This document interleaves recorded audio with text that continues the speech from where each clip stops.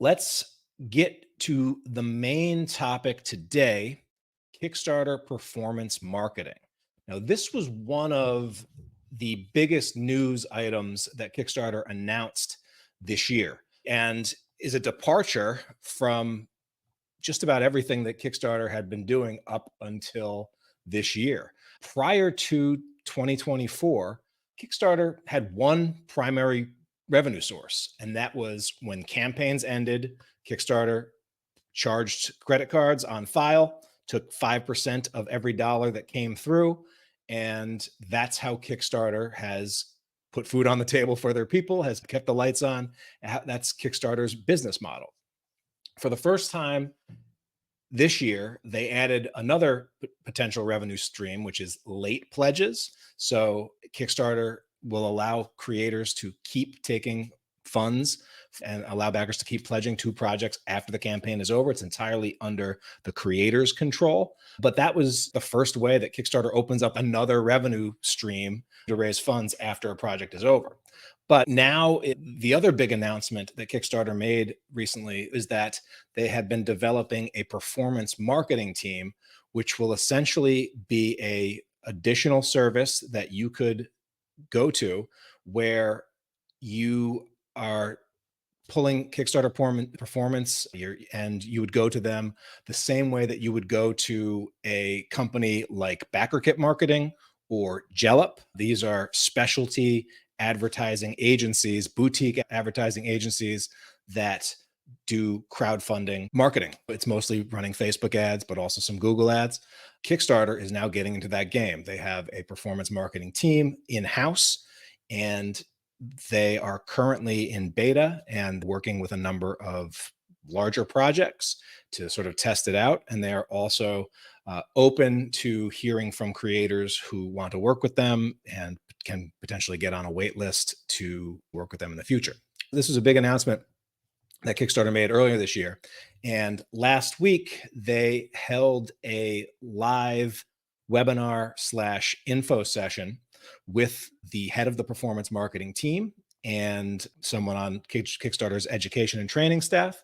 And it was an opportunity for folks like myself to tune in live, to see a presentation from them, and then most importantly, ask questions and get answers to Kickstarter performance marketing and find out what the details there are. And so what I'm going to do here because when I was on that, I was a little surprised. There were only 35 people that attended live. And so chances are you weren't there.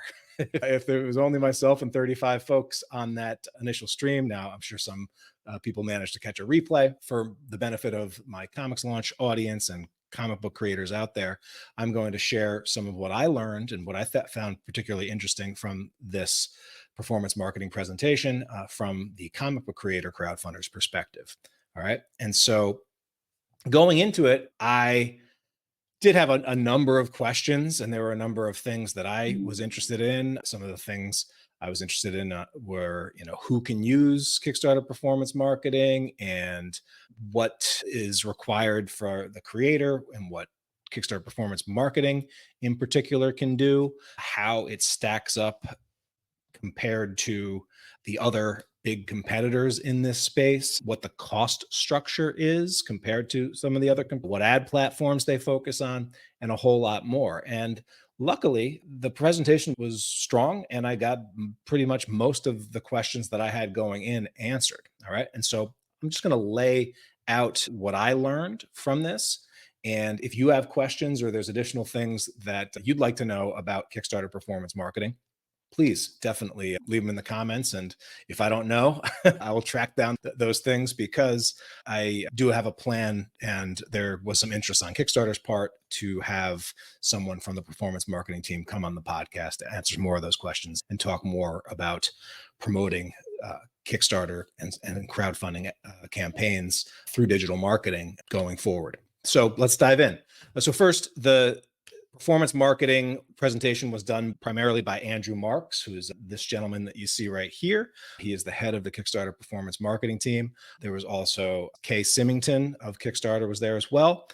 The main gist that they wanted to get across is that this Kickstarter performance team is a new dedicated unit inside of Kickstarter that provides creative services, pre-launch marketing, ad measurement and execution, and will run ads during your Kickstarter campaign. And so it was interesting that one of the things that they do, which is different than some of the others, is that they will run ads even before your campaign goes live. Now, one of the first things that Andrew stressed was that creators should come to performance marketing understanding that they are not a silver bullet. They are not a make or break. No digital agency can make up for a campaign that has deficiencies in it, and we know this, right? And you, if you listen to the ComixLaunch podcast, you sort of understand that getting people to Kickstarter is only one part of it. Your campaign, your rewards, your pricing, your appeals, your story, they all also need to be on point. Otherwise, you're probably not going to get a great return on working with an ads. And so while they did not have absolutely, you must have this or this or this in place, or our criteria is very strict and you have to meet all of these benchmarks. They didn't go to that detail in terms of who would be a good candidate to work with performance marketing, but they did share 4 signals that they said would make a creator or a project a good candidate for working with Kickstarter performance marketing. All right. And so signal number 1 was that the project creator should have spent time building the audience before they launched the Kickstarter. All right. And we know this, right? If you've been listening to ComixLaunch for any amount of time, you know that we are always focused on building that audience. And we understand that our job when we launch a Kickstarter is to go to Kickstarter with a guest list of people that we're trying to send to the project. The creator should have spent time building an audience before they come to performance marketing. The second is that they should validate that their project has tracking and has interest with their target audience. So this is another thing that we talk about. You don't want to surprise your audience with your launch. You want to build anticipation and excitement and have indicators that your audience is excited to show up there on day one. The third key is that you should know your costs, your manufacturing costs, before you launch your Kickstarter and before you reach out to someone like performance marketing, so that you know how much you can spend to acquire customers and that the math will work out. And then the fourth thing that they say is that you are likely to achieve a high average pledge value. The definition of what exactly is a high average pledge level is going to vary between markets, but this is something that I've also sort of shared with folks that are keen on using things like Facebook ads and driving traffic to their campaigns.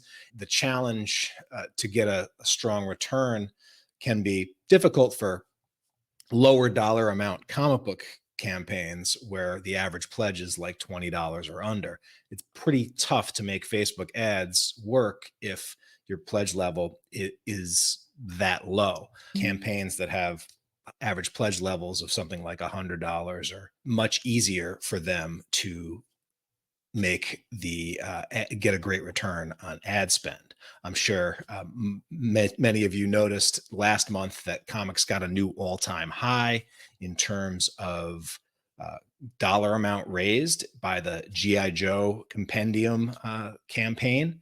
And I believe the average pledge level on that was in the several hundreds of dollars.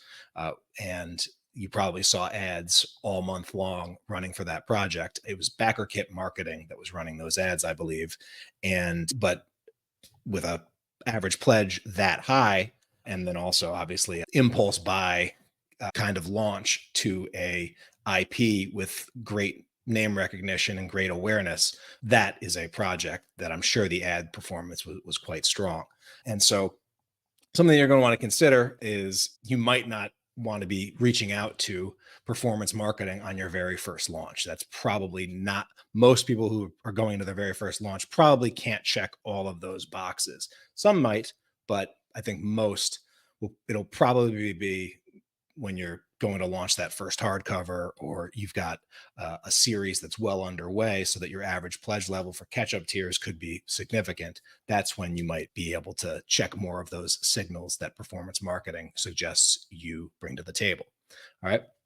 So they also brought up some red flags, or things that if a customer came to them and told them, they said this wouldn't be, you probably wouldn't be a good fit for us.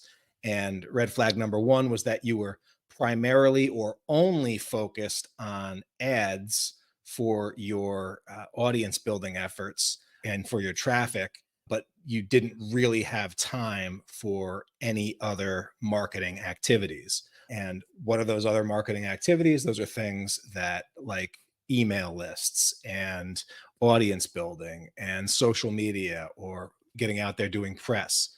The big thing that Andrew wanted to stress is that Kickstarter performance marketing and all digital advertising agencies are there to accelerate and throw gas on the fire of other efforts. But if there's no fire, there's not much they can enhance. Resonates with your audience and the attitude, and this is probably less with comics, but the attitude is, I'll just throw it out there and use Kickstarter to see what the audience likes. It works much better if you already have good hooks, good log lines, great imagery that you already know resonates with people. And performance marketing's job is there to find more people that are likely to resonate with what you're doing. And then those are some of the red flags with advertising in general, but also working with performance marketing.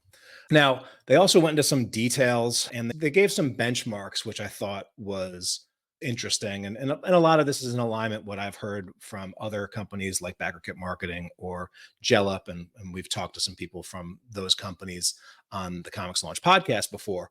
But one of the things they talked about is in terms of setting a budget. And they said that you might expect anywhere from 5 to 20% of your total funding to come from your ads. Most creators can expect to get a 2 to 4 times return on ad spend. That is what is more or less expected, more or less achievable. So, for example, like, just to put some math on this, let's say if you were shooting for a $100,000 target, a $100,000 Kickstarter goal, you might expect that roughly 12% of that 100K goal might be attributed to ads. And to get let's say you got a 2.4% return on ad spend, you might expect to spend $5,000 to raise that $12,000.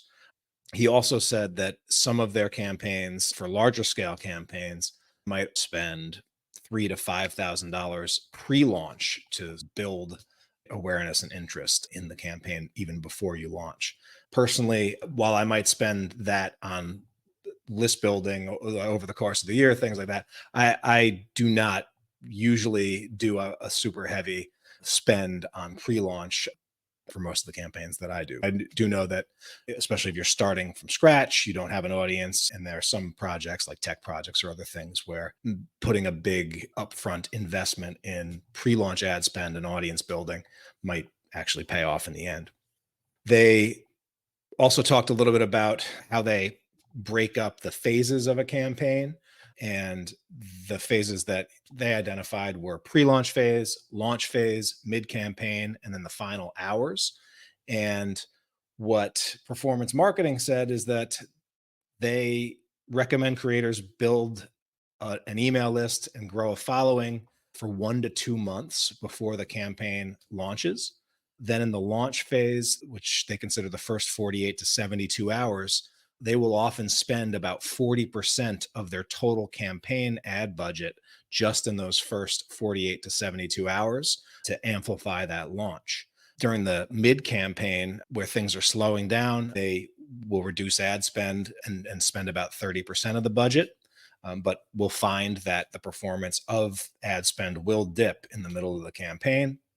In the final 72 hours, to drive urgency of that ending campaign, they might spend another 30% of the ad spend in those final 72 hours. So that sort of 40%, 30%, 30%, a little bit more of the traditional, what you can sort of what we traditionally have expected from Kickstarter campaigns.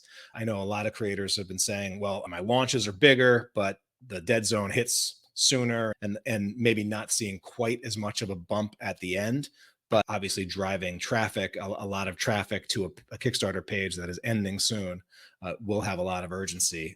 And so I understand why they might pursue that budget breakdown. Now, a couple of bits of advice that the team shared during that session was the biggest was that you shouldn't launch too early. That they think that's kind of the biggest mistake that first time creators make, is that they launch too early or with too high a goal too early. And so that's one thing. Another thing that they hit, which also I know is very important to folks like Jellop, is it's critical to fund within the first 24 hours if you are driving ads. Paid traffic to an unfunded campaign, they have found, does not perform very well. It may be a tougher conversion experience for someone that just found you on Facebook, jumped over, and is like, oh, is this thing real? Is this thing good? Is this thing even going to fund? I know a lot of comic book creators, I still hear the mindset of, well, if I fund too early, won't people hit my page? They'll back because they know I need the money or I need the funding and they want to help out. But if they get to the page and they see I'm already funded, they might see that there's less reason for them to back. That is not the mentality of people that would be coming from your ads, right? Your people that are coming from ads are not interested at all in helping you get closer to funding. That's not why they're there. They're there because something in the ad appealed to them and they wanted to jump over, but they don't really care whether you personally fund. They want the thing that is there. And that's the mindset for ad folks. That's also why Jellop often will encourage people to set a goal that is significantly less than what you think you could raise on day one, because they want that fast funding, because they don't want anybody to hit your campaign and not be 100% sure that this campaign is going to blow things out the water and is going to actually get finished and fulfilled. A couple of other things that they shared was that they do spend some of the budget going towards prospecting, which is trying to find new customers. They do that using interest-based targeting from tools like Meta ads, Facebook ads. They use demographic targeting. The US really is the key demographic that they pursue, and they encourage people to bookend your age ranges. And they also use some lookalike audiences that they ideally will generate based on paying customers. And so for some bigger campaigns, sometimes during the campaign, if they have enough paying customers, enough actual people that they're tracking that are converting, they can then make lookalikes based on those actual live converting customers. Otherwise, they could take your existing customer list and make lookalike audiences based on those. And then they also do some remarketing, which is to run ads to warm audiences, people that have seen your ads, that have engaged with your content. So they will run ads to both. A couple of things that they shared in terms of when you're developing ads for Facebook marketing and for Kickstarter marketing is try to do something that's dynamic, that's going to get people to stop the scroll. They recommended focusing on square and vertical assets, phone-sized assets, as well as the square assets that travel well on Facebook. They also encourage a mix of both static images and some video. They also encourage you to lean into your urgency and your value messaging, and also encourage you not to list just features, but think about the feel and the emotion and the use cases of who's going to use this thing. And again, some of that can be tough to translate for specifically fiction comic book creators versus a fancy tech gadget or a Shark Tank type brilliant product. But many of those principles really do still apply to us. You know, what's your best image? What's your best hook? Make it quick, and then also to lean into that urgency. You do not want to miss out. You don't want to skip clicking this because you might miss the campaign, that sort of thing. The other thing that they got into is that it can be difficult to calculate true return on ad spend with Facebook and with other ad platforms. A lot of the return on ad spend is things like the attribution window. How long is the window where the ad gets the credit? And it's actually the metapixel that Facebook has is kind of the most generous in terms of getting and capturing the credit that an ad might get. It has like the longest attribution window. So someone clicks on your ad and then they back later in the week. Some cases that can be tracked. The custom referral tags that we use, and this is something that anyone that has done Kickstarter for a while knows, that just kind of feels intuitively, is that a lot of times we'll use custom referral tags where we'll create a unique tag and we will share that. They can't leave and then come back, because if they do, that custom referral tag will not be tracked.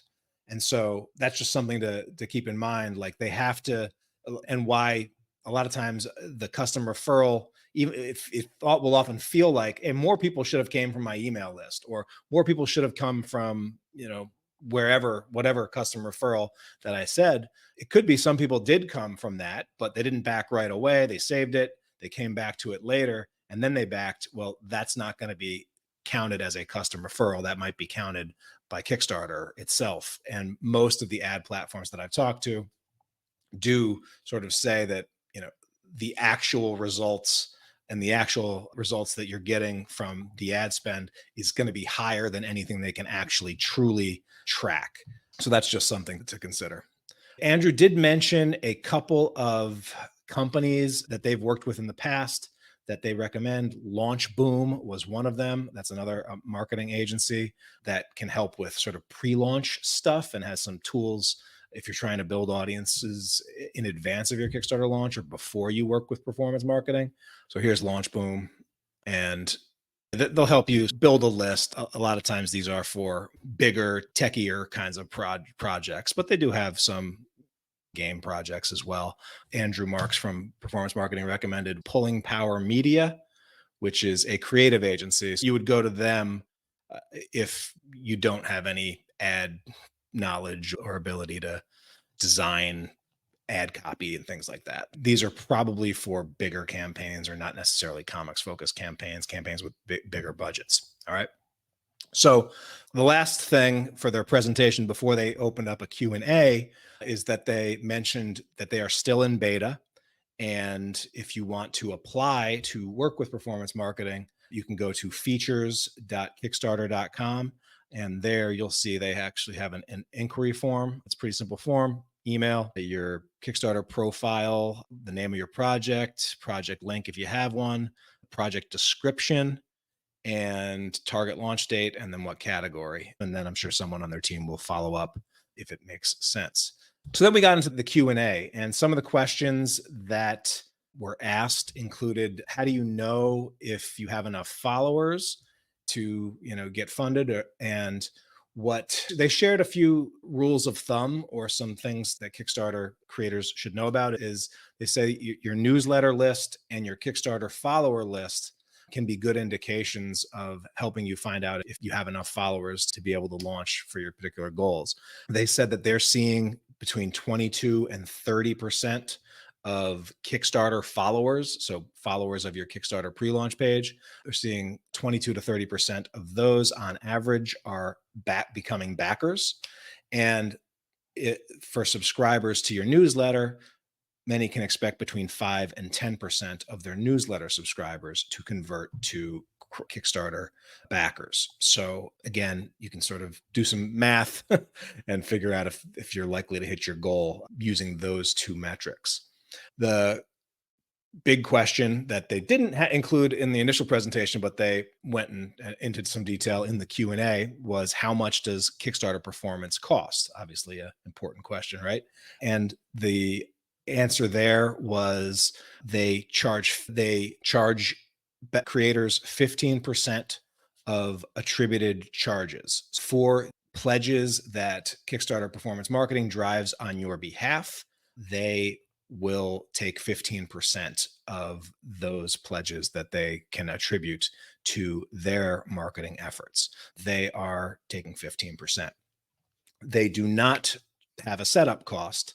If you do use them to spend during the pre-launch phase, they will charge a percentage of that. Okay, another question that I had was, does performance marketing have any internal advantages that might give them a leg up on their competition?